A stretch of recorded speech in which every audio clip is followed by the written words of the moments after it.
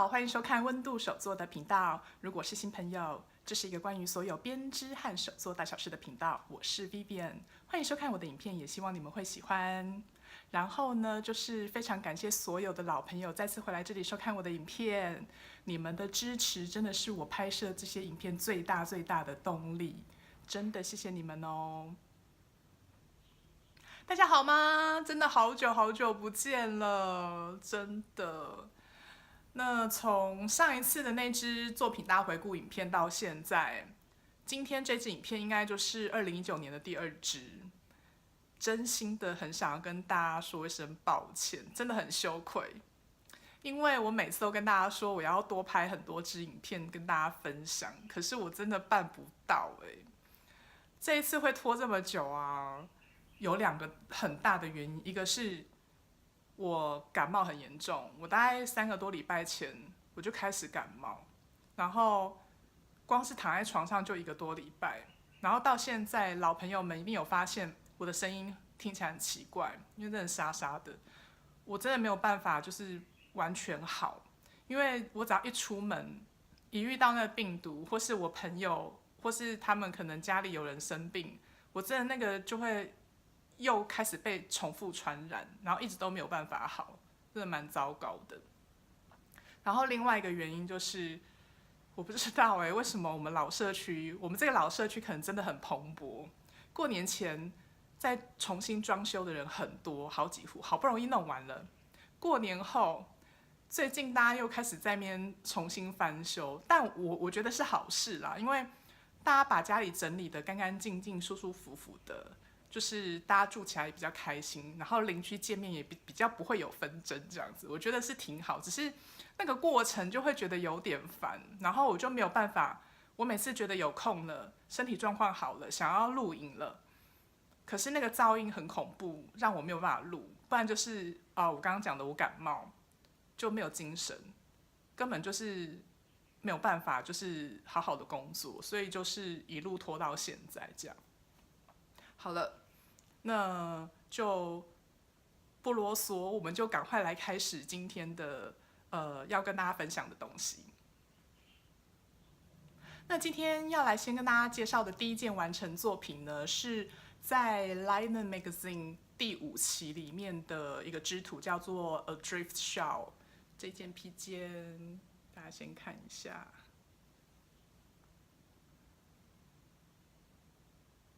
然后这一件披肩我还蛮喜欢的，因为它是一个很适合做社交编织的作品。你可以跟朋友喝个下午茶，然后一边编织，然后不用担心就是有太复杂花样，然后可以很方便编织的一个作品。然后它也没有什么正反面的问题，因为它就是很简单 sit stitch 跟 garter stitch 轮流，然后很好看。那我选择的线材呢是 Meadow Yarn 的这个线。给大家看一下这个，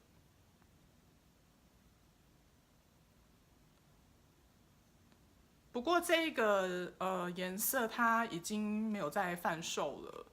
不过同样的线材，其他颜色还是有，大家可以上 Meadow Yarn 的网站去看。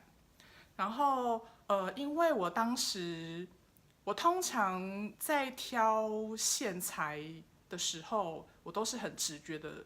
我会突然就是看到一个织图很想织，我就会突然想到，也许这个线就是它适合它的织图，我就用了。我没有什么太多的设定或是设想，就是很直觉的决定用这个。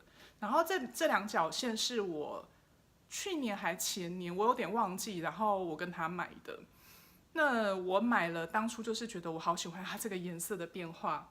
可是我当时还没有想到说我到底要拿它来织什么，直到我看到 Adrift 这个织图，我突然觉得 OK 就是它，没有什么理由，就是它这样子。然后我因为在那2角线的长度其实是不够的，所以我这一件披肩其实少了5排。但是因为披肩其实我觉得没有什么太大的影响，因为你围起来，其实没有人会管你那么多，就是只要它不是影响到它整个形状的变化。比如说，因为有的披肩它是不规则的形状，你可能少了5排就会少很多。但因为它这个披肩就是一个很简单的传统披肩的那个形状，就是有点三角，所以它的影响真的不多，只是长度会短一点点而已。但对我来说其实很 OK。那之前有朋友问我说，披肩到底要怎么围，要怎么用？那我今天刚好就来示范一下。我最常用的方式就是把它这样子，把它当做那个围巾，把它这样捏起来，然后就直接看你要卷1次或是2次，就是看你围巾披肩的长度。通常像这个的话，就是绕1次差不多。然后我就会就是大家看一下，我会留一个比较长的，然后这比较短，然后我就直接打一个结，打在脖子上。因为我很讨厌就是它晃来晃去，但也有的人他会用一些别针，像比如说你拿这个很可爱小狮子，然后别在这边。但因为我觉得别围针对我来别针对我来说很麻烦。我刚说围针吗？抱歉，就是别针很麻烦，因为你要拆来拆去，所以我通常就是打一个结就搞定，就也很好看啊。对，然后或者是很传统的方式，就是我在家里用电脑的时候，冬天有一点冷又不太冷的时候，我就这样披着，然后我会把它这样子推上去，然后肩膀脖子就不会着凉，然后你就可以看书啊，用电脑做家事很方便。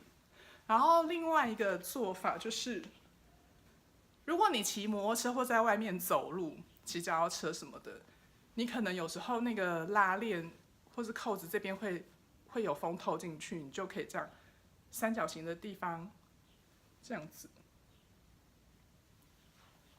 比如说你看你是要打结打在外面，或是打在里面都可以。就是我拉太短啊，重来。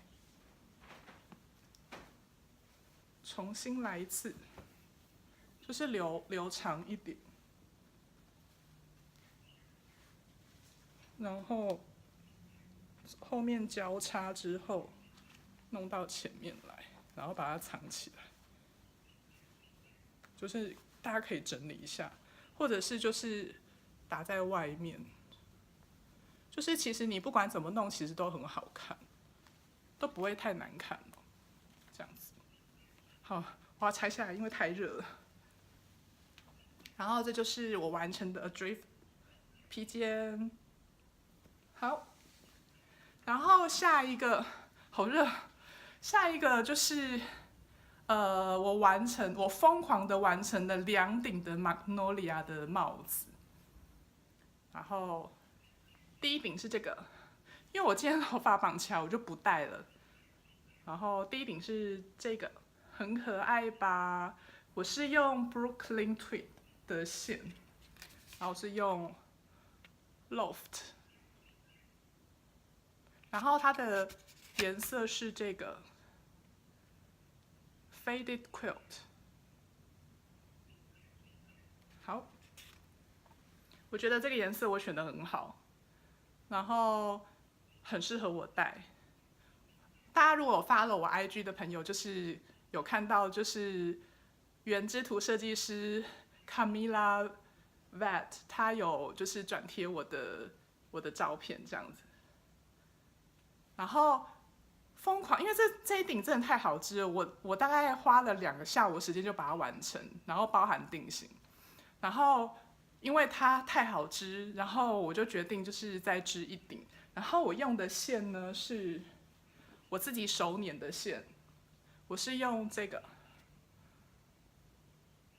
它是100%的 Corriedale 的羊毛，然后它那个羊毛是已经有处理过，就是有加一点丝，然后就是混一点丝的那个 Corriedale 的羊毛，然后线是这样，然后呢，我还是不知道为什么，就是我从第一次学手纺线到现在，我真心想要 worsted 的线，就是比较粗或是 even bulky 的线，我就没有办法，我只能仿这种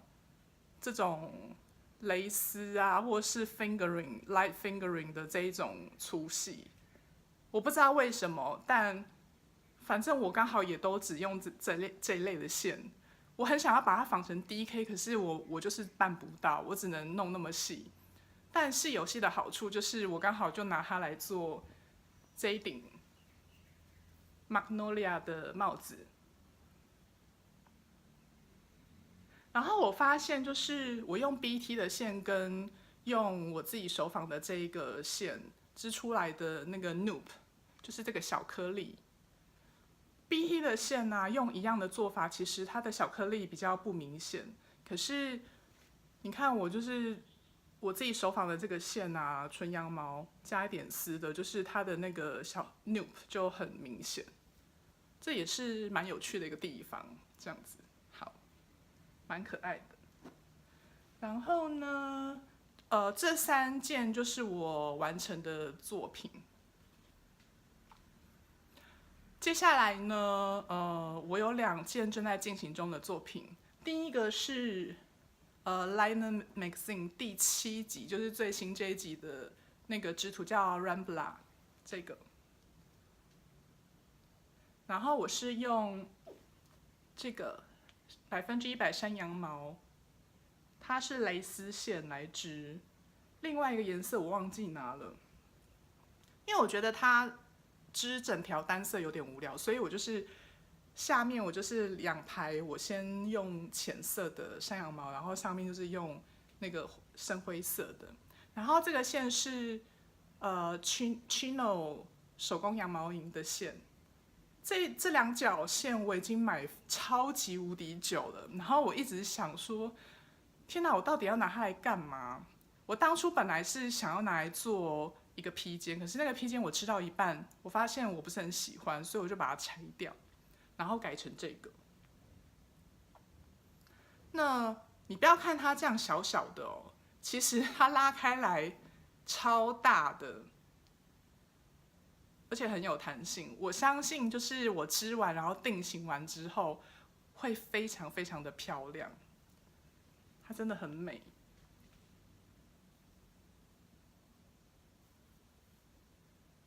然后因为晴子姐姐染的线啊，它最特别的地方就是因为它是手染，它不是机器染，所以它会有一些就是不规则的色调的变化，然后有的人也许不是很适应这样子的变化，可是我超喜欢的，所以我真的囤了很多他的线这样子。如果大家对他的线有兴趣，也可以到他的脸书粉丝页去看看他最新的一些线材。然后呢，另外一件就是因为台湾天气已经开始很热了，所以我就决定放下所有想要织冬衣的念头，我开始织下衫。不然我真的会来不及，就是夏天穿，而且因为我不想再去买成衣了，所以我就想说，我赶快多织几件夏天可以穿的衣服，然后到时候炎热的夏天，今年就可以好好的度过这样。所以呢，我决定织 A Hint of Summer 这一件上衣。那它这件上衣，我看一下，它是，这件的设计师是 Isabel Kramer， 她的是织图。那我是用这个亮泽亚麻日本的这个牌子，你看得到吗？然后它是100%的那个比利时亚麻，它是蕾丝线。因为它是蕾丝线，所以我就是两股一起织。这样子的组合蛮漂亮的。然后我给大家看一下我目前的进度。我现在就是背后这件是从上往下织，我现在已经织到前面两个肩膀，就是肩膀顶点，然后下来，就是准备要织这个 V 口，然后合起来的部分，这样子。其实我昨天也在想说，感觉怎么好像有点小，可是硬套上去的话，其实是 OK 的这样子。然后我觉得这两个颜色的搭配，我个人还蛮喜欢的。不要问我是怎么配色，我真的完全就是直觉。然后我之前想了更多很诡异的颜色，但有被那个资深的织友姐姐阻止，这样好。然后这就是我最近的一些东西哦。我还可以给大家看2个我之前手纺的线，找一下。OK， 第一个是这个是我当年在学手捻线的时候已经梳好的毛，它其实最里面有那个粉红色，但因为我就是把所有的毛一次就是绑好，所以就是这样。但因为我已经绕起来，所以大家看不到里面。然后因为我太久没有手纺线，所以大家可以看就是有点过年。